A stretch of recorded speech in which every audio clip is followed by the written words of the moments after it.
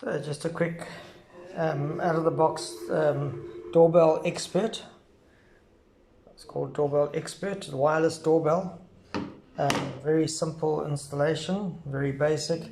The transmitter is without the battery. It comes without the battery. The battery is an extra, but a standard 12-volt battery, and that can just be mounted with double-sided tape or whatever you want onto your gate. I've put the battery in there already. Simply put, you've got two settings here, number 1 and number 2 for different rings, and you've got the adapter plug. So you just plug that in somewhere in the house.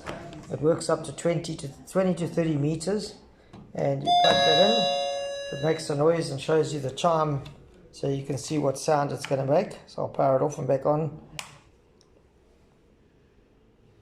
You know, when you power it in, it normally gives you the chime, but anyway, so that's the way it powers up. Once it's powered up, you choose what you want, and if you push the button, there you go, I didn't have it plugged in right. So that's the one, and there's the other.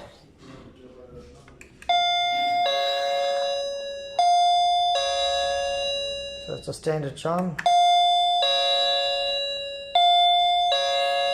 And then that's the other option.